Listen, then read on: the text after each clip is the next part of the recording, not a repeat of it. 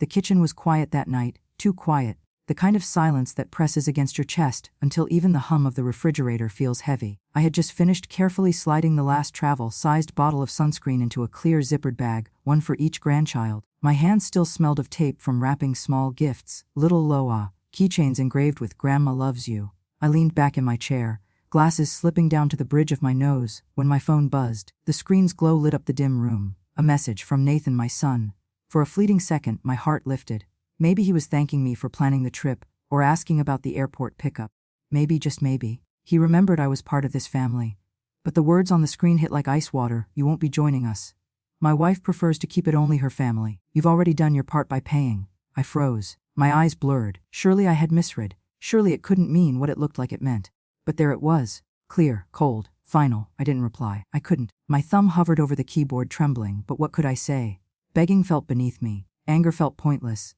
What I felt in that moment wasn't even sadness, it was shame. Shame for believing all my sacrifices would end in togetherness. I glanced at the duffel bag I had packed. Inside were 2 sundresses I hadn't worn in years, a photo of my late husband James, and a lavender candle I had planned for us all to light in his memory on the beach. I had imagined us standing barefoot in the sand, the sun melting into the horizon, my grandson asking, "Did Grandpa love the beach too?" That was the dream I had carried for 3 long years. 3 years, that's how long I had been saving. Tucking away $10 bills into envelopes, skipping small comforts like my favorite tea just to build a travel fund. Tutoring students late at night, even when my eyes ached. Turning the heat down in winter to save a few dollars. Every sacrifice went into one vision: a family trip to Hawaii, a chance to remember James together, a chance to remind Nathan of where he came from, of who loved him first. And yet, with one message I was erased. The phone buzzed again. "Don't take it personally, Mom. It's just simpler this way." Simpler. That word cut deeper than a knife. Simpler to spend my money, but not my presence. Simpler to pretend I no longer belonged. I placed the phone face down. My kitchen, once warm with planning, now felt foreign. The souvenirs mocked me from the counter. The candle beside James's photo felt heavier than wax should ever feel. And in that stillness, one thought echoed louder than the refrigerator hum, louder than the ticking clock. If I was no longer welcome in their story, maybe it was time to write my own. It was 11:02 p.m., 2 nights before the flight. The moment that text came in, the dream I had been building for 3 years collapsed like sandcastles against a wave. I stared at the screen until it dimmed, then went black, but the words burned into me like they had been carved in stone. "You won't be joining us." My chest tightened. Memories came rushing in, not of this cold, distant Nathan, but of the boy he once was. The boy who brought me handpicked tulips every spring. The boy who scribbled "My mom is my best friend" on a second-grade assignment. The boy who would curl up next to me during thunderstorms, whispering that he felt safe because I was there. How had that boy grown into the man who now erased me with a single text? It wasn't Tanya's words that hurt the most. It was Nathan's silence. He didn't call, didn't try to soften the blow, didn't even add a half-hearted "sorry." Just a reshuffling of family lines where the woman who raised him no longer belonged. I thought back to the signs I had ignored. Tanya hosting Thanksgiving without mentioning it until the day before. Christmas photos taken with just their family unit, while I stood on the sidelines. Matching sweaters ordered for everyone but me. And Nathan, always brushing it off. "Don't worry, Mom. You're not into that stuff anyway." Maybe I didn't want to admit it. Maybe I believed the trip would fix everything. Under the Hawaiian sun, maybe love would be enough to remind them where they came from. But the truth was undeniable. Now they didn't want me. I looked at the small duffel bag again. Inside, the photo of James. I had pictured setting it at the head of the table, all of us taking turns sharing one memory of him. I had imagined laughter, tears, and togetherness. That dream vanished with a single message. The silence of the house grew heavier. I thought about calling Nathan, but what would I say? "That hurts." He already knew. "Please let me come." I couldn't beg, not after all I had given. Instead, I sat in that silence and let shame wash over me. Shame not for what I had done, but for believing I still mattered. The truth was, this text didn't come out of nowhere. It was just the final nail in a coffin they had been building for years. I began to replay all the little exclusions. The first Thanksgiving after Tanya and Nathan got married, she insisted on hosting at her mother's house. I wasn't told until the night before. "We figured you wouldn't mind, Mom. You'll come, of course." Christmas was next. They wore matching red sweaters with white trees stitched across the front. Mine was blue. I didn't even know there had been a plan. "You don't really care about matching clothes, right?" Nathan had said, shrugging. But it wasn't about the sweater, it was about belonging. Photos became another battlefield. "Let's get one with just the kids," Tanya would say, arranging her family for the camera. Then, "Let's do one with just our family unit."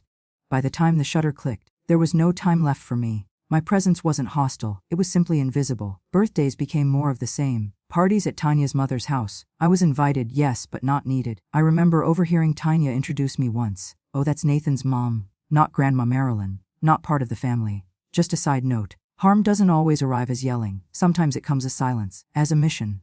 As the quiet removal of your place at the table. Still, I told myself the trip would bring us back together. Once we were all in Hawaii, once the waves whispered against the shore and the kids squealed in the sand, maybe love would be enough. I was wrong. The text wasn't just a rejection of a trip. It was a rejection of me, of my role, of the family I had spent my entire life building. And in that moment, as I sat in the dim kitchen with James's photo staring back at me, I finally understood they didn't forget me. They had deliberately left me out. It all started with a jar, an old mason jar I kept behind the flower in the kitchen cabinet. I called it the dream jar, though no one knew that but me. Every time I skipped a small purchase, a movie rental, a new pair of slippers, I would slip that cash into the jar. $5 here, $10 there. Slowly, quietly it grew. For 3 years that jar turned into a travel fund. I canceled my cable subscription. I stopped buying my favorite imported tea. I even tutored English online late into the night, my joints aching from sitting so long at the desk. Every dollar went toward the trip. Every dollar was a promise to myself and to James, my late husband. Hawaii wasn't just a destination. It was a symbol. James and I had gone there on our honeymoon, broken in love, sharing a single suitcase and splitting sandwiches. He got sunburned so badly he draped a sheet around his shoulders like a cape for the rest of the week, and we laughed harder than we ever would again. After he died, I promised myself one day I'd take the whole family there. They would feel the sand he once walked.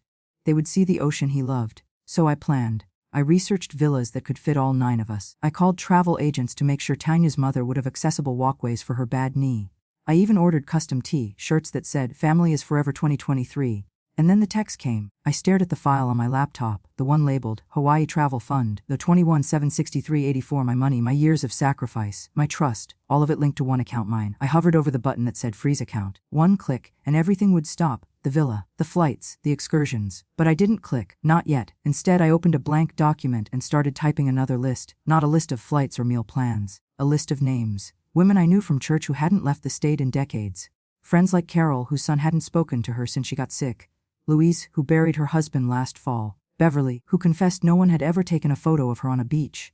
I saved the file. Then I went back to the bank page. I clicked freeze. A pop-up appeared. Are you sure you want to pause all linked transactions? Yes. Another message. All linked cards will be disabled immediately. Yes. I sat back and exhaled. For the first time in 3 years, I wasn't imagining their dream trip. I was imagining mine. The morning after, the air in the house felt different, lighter.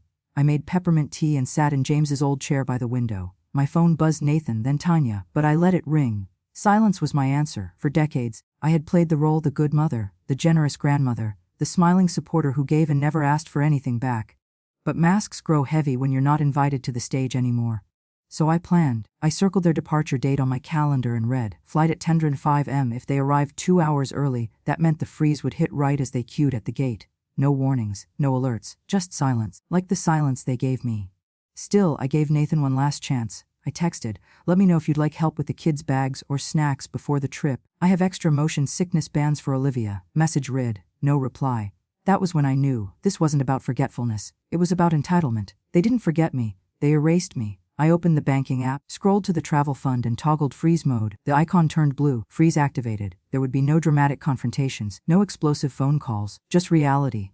A reality they had chosen, but one I no longer had to fund. For the next 2 days I watched from the sidelines. Tanya posted Instagram photos of matching beach hats. Nathan texted the family group chat, ready for takeoff. I stayed silent. But when my youngest granddaughter sent me a voice note chirping, "Grandma, we're gonna see sea turtles," I pressed it to my heart and whispered, "I'm sorry, baby. Someone had to teach your parents the value of presence." Then I returned to my laptop and opened a new spreadsheet. At the top, I wrote those who deserved to be seen, and under it I wrote Carol, Beverly, Louise, Frances, Nora, each name a reminder that I wasn't the only one forgotten. The morning of the flight, I poured myself coffee in my chipped old mug and sat by the window, phone face down on the table. At 8:15 am, right on schedule, the freeze went into effect. By 8:27, the call started. "Mom, it's me, just a quick call please, they're saying the card declined. Can you check the travel account?" 5 minutes later, "Mom, the rental won't confirm. They're saying funds unavailable. Please look at it, the kids are freaking out." By 8:40, the calls were back to back. Tanya's cheerful Instagram post stopped. Nathan's voice messages grew sharper, panicked. Finally, a whisper, "Mom, I don't know what you did, but if this is about the text, can we please talk?" Still no apology, no ownership. Just desperation. I set the phone face down and sipped my coffee. Outside, birds flitted around the birdbath James had installed decades ago. Peace, while somewhere in Locks, my son scrambled. By 9:15, the resort emailed, "Dear Ms. Monroe, due to the account freeze, your villa booking has been cancelled. All charges reversed." By 10:40, Nathan texted, "We're boarding. Call me please." But there was nowhere to land. A flight count run on entitlement. When the final voicemail came, his voice cracked, low and urgent. "Look, maybe we messed up, okay? But please, the kids are excited. We can fix this after. Just unlock the account." I didn't. By noon, I had 50 missed calls. I didn't listen to the rest. I slipped on my walking shoes and went outside. The sun was warm, the world turning as if nothing had changed. But everything had. 2 days after freezing the account, the refunds began trickling in, small notifications one by one. The villa deposit, the rental car, the luau, the snorkeling lessons. Every dime flowed back into my fund. The account that had once been drained by love was suddenly full again. But this time, love would not blind me. I opened my notebook. The same one where I had written James's favorite songs and the names of every grandchild. On a fresh page, I wrote 3 words, "The Forgotten Women." I thought of Carol, a widow whose children hadn't visited her in 5 Christmases. Frances, who still wore her wedding ring though her husband had left her decades ago. Beverly, who cared for a brother with dementia and had forgotten what rest even felt like. Nora, who once whispered to me at church, "The worst part of old age isn't pain, it's invisibility." And Lucille, my neighbor, who had never seen the ocean in her life. One by one I picked up the phone. Each call started the same. Hesitant hellos, disbelief, then silence. "You want to take me where?" Carol asked, her voice cracking. "To Hawaii," I said simply. "For 1 week." No catch. "But why me?" "Because someone should. Because you matter." The responses were tears, laughter, stunned silence. 6 women, 1 villa, 7 days. This time I booked everything under my own name. No shared accounts. No hidden sacrifices. Just my decision, my money, my choice. When we arrived in Hawaii, the villa overlooked the ocean. Palms swaying like dancers in slow motion. The air was thick with salt and freedom. I carried with me a framed photo of James, his smile frozen in joy, his eyes catching sunlight. I set it at the center of the dining table. No one questioned it. No one asked me to move it aside. That night, we gathered around the table under glowing string lights, waves whispering through the open doors. Carol wore a bright scarf and kept refilling everyone's glasses. Beverly toasted to finally being somewhere I don't have to clean after. Frances cried when she saw the view from her window, whispering, "I never thought I'd see this." We didn't talk about who forgot us. We talked about who we remembered. We didn't compare scars. We showed each other the strength beneath them. And James, my James, smiled from the center of the table, framed in walnut, watching over a family I had chosen. Every night we lit 1 candle beside his photo. Each woman spoke words she wished someone had told her when she was younger. "You are not invisible. You don't have to earn love. You are allowed to rest. You are seen." On the last night, we walked barefoot along the shore. The moon turned every wrinkle, scar, and curve into silver. And as I looked at these women beside me, women who had given everything and received so little, I realized I hadn't just taken them on vacation. I had brought them home. 3 days after returning, an email arrived from Nathan. Subject line, "Just want to clear the air." I stared at it for a long moment before opening. "Hi Mom, we're back now." It was, well, not quite what we imagined. A lot went wrong, obviously, and I guess some of that was our fault. "Tanya says hi, by the way. She was stressed and didn't mean to exclude you like that. You know how she gets about structure. Anyway, maybe we weren't fair. Maybe we messed up, but we're home now and trying to sort things out. The kids are confused and we're trying to shield them from too much drama. That said, we're in a bit of a bind financially. We had to rebook on credit, and it's snowballing. If you're able, could you maybe consider returning the original deposit we gave for the trip? Or even part of it? We're still family. Just let me know. Nathan." I read it once. Then again, my eyes always landing on the same sentence. "Could you maybe consider returning the deposit?" Deposit, as if they had invested anything, as if they had built the dream with me. But every payment had come from my account, my sacrifice, my years of quiet saving. There had been no deposit from them. Only assumption. They weren't asking for reconciliation, they were asking for a refund. I thought of James's photo in Hawaii, glowing under string lights while 6 women toasted to being seen. I thought of the laughter, the candlelight, the silver moon on the waves. And then I thought of Nathan's email, filled with excuses, void of apology. Understanding doesn't mean surrender. Love without respect is not love at all. I hovered over Reply, then closed the laptop. Silence would be my answer. Because if someone needs you to explain why betrayal isn't refundable, they never deserved an explanation in the first place. That evening I brewed a glass of iced tea and sat by the window. The wind chime James had bought on our 35th anniversary tinkled softly in the breeze. A bird dipped low across the yard, wings brushing past like a whisper, "Let it go." For For the first time in decades I felt light, not sad, not angry, just free. Free from chasing approval that was never mine to begin with. Free from the weight of belonging to a family that had already decided I was disposable. I thought of the women on the beach in Hawaii, barefoot in the silver tide. Carol laughing, Beverly dancing, Frances crying at the stars. I thought of their whispered words, "You matter, you are seen." That was family, not blood, not entitlement, but presence, choice, respect. On our final night in Hawaii, we formed a circle in the sand. Each woman carried something small, a shell, a ribbon, a name written on paper. I lit the lavender candle I had once packed for Nathan's family. This, I said softly, was supposed to be for them. But I think maybe it was always meant for us. The flame flickered, steady and sure.